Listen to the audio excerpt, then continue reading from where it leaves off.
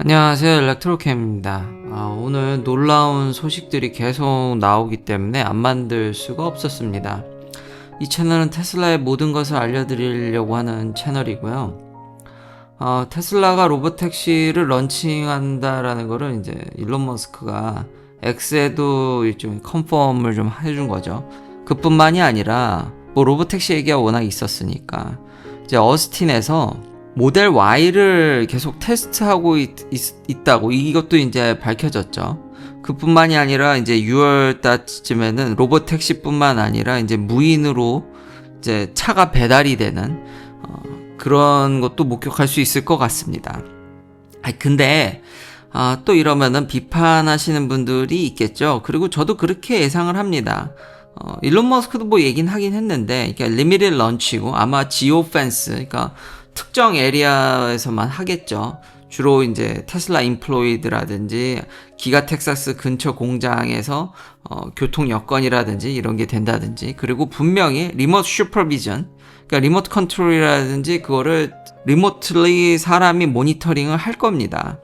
그리고 처음부터 퍼블릭한테 이렇게 대량으로 가는 게 아니라 당연히 리미티드 런치와 이제 연계돼서 정말 선택된 몇몇 분들, 주로 인플로이, 다시 한번, 그리고 에리어가 정해져 있지만 이제 확장해 가면서 그 서비스를 늘려가겠죠.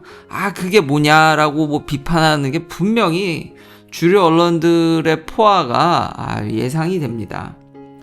그리고 레귤러터리 어프로버 수천 대까지는 일론 머스크도 얘기했는데 아마 그게 1000대 막 2000대 되는 게 아마 테스트용으로 최근 뉴스를 보니까 한 3000대까지는 아마 이제 어느 정도 허용이 돼서 지금 뭐 몇십 대지만 다시 이제 몇천 대 가는 것까지는 제가 봐도 큰 무리가 없지만 그 이상을 가려고 그러면은 아무래도 규제라든지 이런 걸 뚫어내야 되고 NHTSA도 웨더나 엣지 케이스에 대해서 어떻게 대응할 거냐에 대해서 설명을 지속적으로 요구하고 있기 때문에 퍼블릭 트러스트라든지 기술에 대한 아직 100%에 대한 신임이 좀 떨어지고 그런 부분들이 있지만 저는 굉장히 높게 평가합니다. 일단 서비스를 한다라는 게 놀라운 거고요. 이런 걸 보여주는 회사가 있나요? 원격이든 뭐든 뭐 알아서 가든 이제 집에 있으면은 알아서 이제 차가 배달이 오고 그리고 로보택시가 돌아다니는 세상.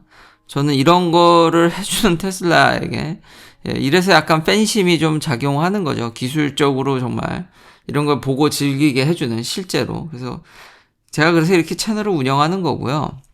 그래서 대단하고 이렇게 해주는 회사가 없으니까요.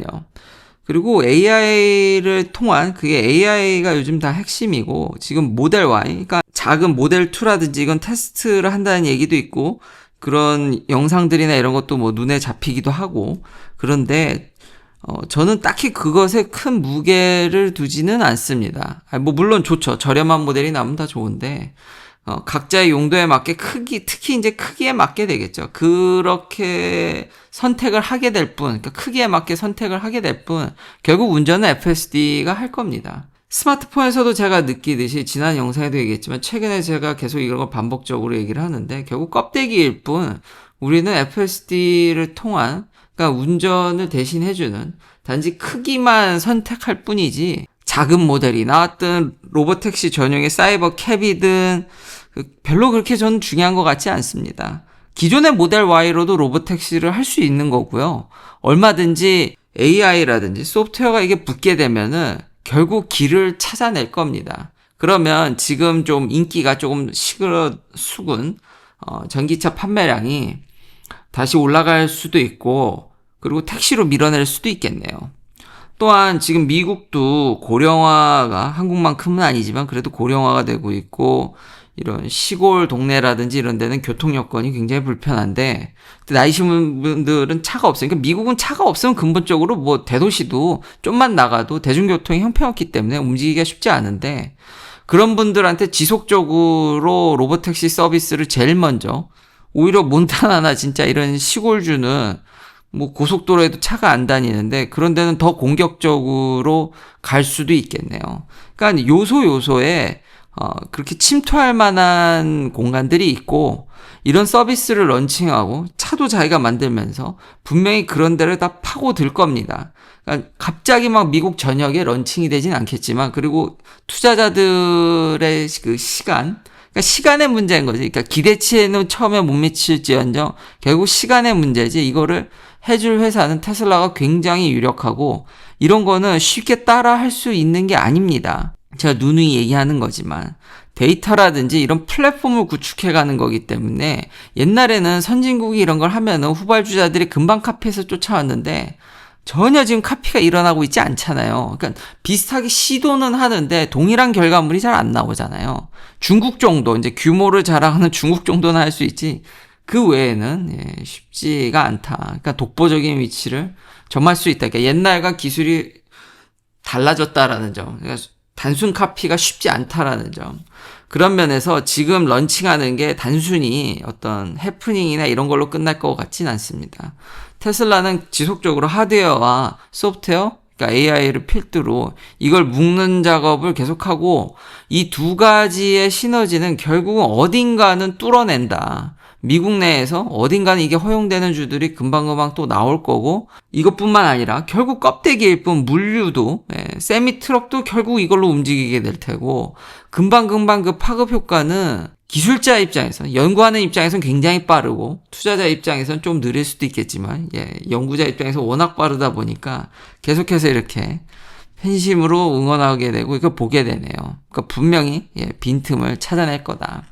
그리고 이제 관세 얘기. 관세도 얘기를 안 할 수는 없죠. 뭐 테슬라가 완전히 미국에서 다 만들기는 하지만 그렇다고 해서 수입을 안 하는 건 아니고 배터리에 들어가는 광물이라든지 특히 에너지 사업에 있어서 ESS 사업에서는 CATL하고 관련이 있기 때문에 그래서 제가 이런 수입하는 관세도 얘기를 하게 되는데 뭐 그리고 일론 머스크의 정치적 성향도 있어서 최근에 이게 재미난 게 나왔는데요. 트럼프 대통령에 대한 이런 전방위적 관세가 여기 페더럴 슈프림 코트에서 잠시 홀드됐습니다. 아직 디시전이 나온 건 아닙니다. 제가 그리고 또 이걸 왜 얘기하냐면 제가 누누이 얘기하는 이게 미국의 시스템 정치입니다. 굳이 탄핵까지 가지 않더라도 이렇게 견제를 할 수 있는 이게 바로 시스템이라는 거죠. 이런 시스템을 잘 만들어 놓은 게 저는 완벽하진 않지만 이게 미국의 매력이라고 생각이 됩니다. 그럼 그렇다고 해서 이제 모든 관세가 없어지냐, 뭐 그래서 트럼프가 한 발짝 정도는 물러섰다고 볼 수 있지만 뭐 완전히 물러섰냐, 그건 아니죠. 또 찾으면 미국은 다 길이 있습니다. 그러니까 전방위적인 상호 관세라고 해야 되나요? 그러니까 막 미친 듯이 때리던 관세만 이거는 아니라는 거죠. 슈프림 코트가 보기에. 그렇지만 품목 관세라고 해서 이렇게 알루미늄이라든지 스틸에 대해서는 여전히 있고요.